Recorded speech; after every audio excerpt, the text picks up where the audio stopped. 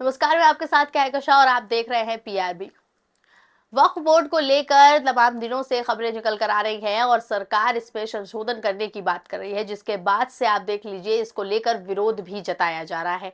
तमाम मौलाना, तमाम मुस्लिम संगठन और तमाम मुस्लिम नेता जो हैं इसको लेकर विरोध जता रहे हैं और उनका आरोप है कि सरकार अब उनकी ये वक्फ बोर्ड की जो जमीनें हैं वो हड़पने की तैयारी कर रही है।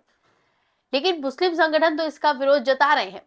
वहीं अब दो ऐसी पार्टियां और उनके नेता निकलकर सामने आए हैं जो इसका विरोध कर रहे हैं और ये पार्टियां कोई और नहीं बल्कि एनडीए के ही सहयोगी दल हैं।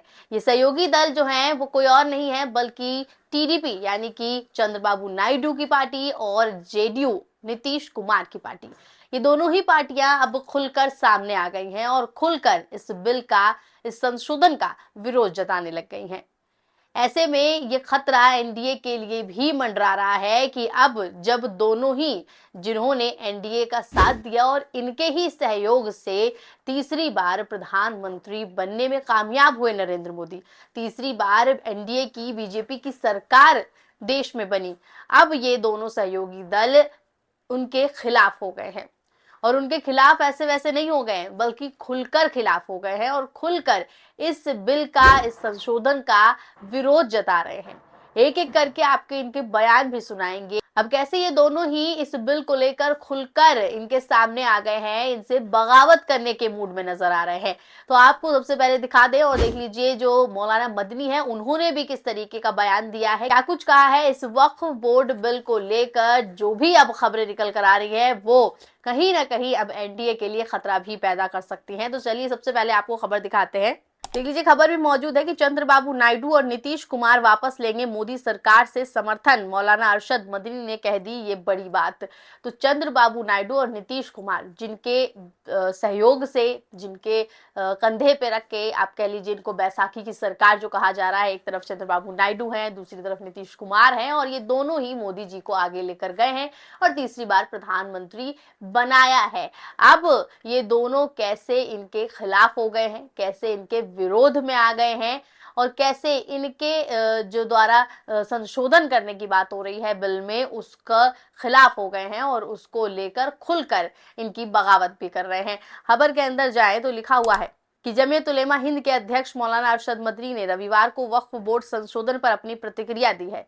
दिल्ली के इंदिरा गांधी स्टेडियम में जमीयत उलेमा हिंद के संविधान संरक्षण सम्मेलन की अध्यक्षता करते हुए मौलाना मदनी ने कहा कि मुल्क में मौजूदा फिरका परस्त जहनियत है।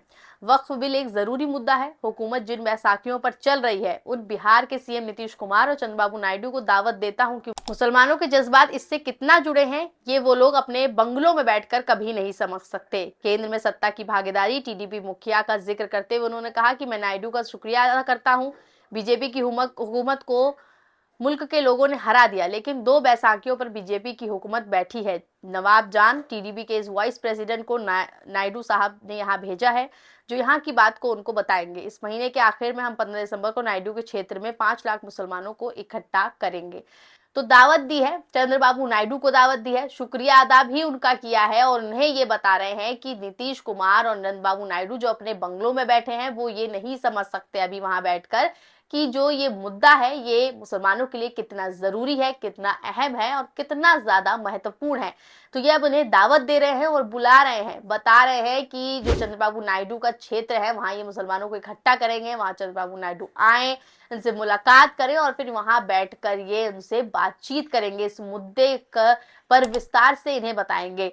अब देख लीजिए, यहाँ तो ये जो मदनी साहब हैं उन्होंने अपना बयान दे दिया। अब मदनी साहब ने तो चंद्रबाबू नायडू को दावत दे दी है, लेकिन इस दावत से पहले ही कैसे चंद्रबाबू नायडू ने इसके विरोध में अपना बयान दे दिया है। यानी जो ये वक्फ बोर्ड है बिना मदनी साहब से मिले हुए वो इसके खिलाफ हो गए हैं और जो एनडीए है यानी कि जो सरकार इस वक्त बैठी हुई है वो इसको लेकर जिस तरीके से संशोधन करना चाहती है, अब इसका विरोध चंद्रबाबू नायडू ने भी जता दिया है।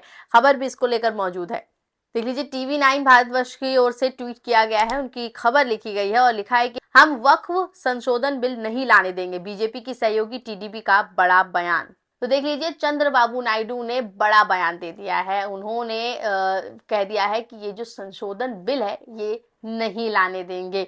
तो अभी तो मदनी साहब ने इन्हें इनवाइट किया था, दावत दी थी, लेकिन उससे पहले ही कैसे चंद्रबाबू नायडू ने इसका विरोध जता दिया है और बता दिया है कि वो इस बिल को नहीं लाने देंगे। और आपको पता ही होगा कैसे चंद्रबाबू नायडू जो है वो मुसलमानों के प्रति किस तरीके से सहयोग करते हैं। जैसे उनकी सरकार बनी थी, उन्होंने हज यात्रा के लिए जो रकम तय की थी वो भी उन्हें प्रोवाइड कराई है, और अब वो इस बिल के खिलाफ भी हो गए हैं। तो मुसलमानों का वोट उनके लिए कितना जरूरी है, मुसलमान उनके लिए कितने जरूरी है, ये वक्त वक्त पर चंद्रबाबू नायडू बताते रहते हैं। और अब वक्फ बोर्ड जो संशोधन करने की बात की जा रही है उसमें उसको लेकर भी जो विरोध जता दिया है, ऐसे में ये इनका नजरिया यहाँ से साफ हो गया है कि चंद्रबाबू नायडू जो बीजेपी की मानसिकता है, जो उनकी सोच है, वो जिस तरीके से अपनी सरकार चलाते हैं और वोटों की मांग करते हैं, इससे बिल्कुल विपरीत चंद्रबाबू नायडू हो रहे हैं, जिससे दोनों का तालमेल ठीक नहीं बैठ रहा है। और दोनों का तालमेल अगर कुछ और दिन तक ऐसे ही ठीक नहीं बैठा तो वक्त नहीं लगेगा कि चंद्रबाबू नायडू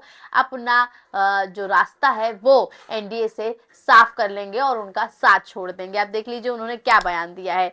बयान में लिखा है कि वक्फ संशोधन बिल को लेकर बीजेपी की सहयोगी टीडीपी ने बड़ा बयान दिया है। दिल्ली में आयोजित भारतीय संविधान सुरक्षा सम्मेलन में टीडीपी के उपाध्यक्ष नवाब जान उर्फ अमीर बाबू ने कहा है कि वक्फ संशोधन बिल को नाकामयाब कराने के लिए आगे बढ़ना है। भारत की बदकिस्मती है कि पिछले 10-12 साल में यहाँ वो हुआ जो नहीं होना चाहिए था। हमारे चंद्रबाबू नायडू सेकुलर जहन के इंसान हैं, वो हिंदू और मुसलमान को एक ही नजर से देखते हैं। उन्होंने कहा कि चंद्रबाबू नायडू ने जिस धर्म का जो भी बोर्ड है उसमें उसी धर्म के लोग होने चाहिए। हम ये वक्फ संशोधन बिल नहीं लाने देंगे। 15 दिसंबर को आंध्र प्रदेश में जमीयत के होने वाले जलसे में चंद्रबाबू नायडू भी शामिल होंगे। टीडीपी उपाध्यक्ष नवाब जान के इस बयान से देश की सियासत गर्मा सकती है। केंद्र की मोदी सरकार को टीडीपी का समर्थन हासिल है, ऐसे में कुछ भी हो सकता है।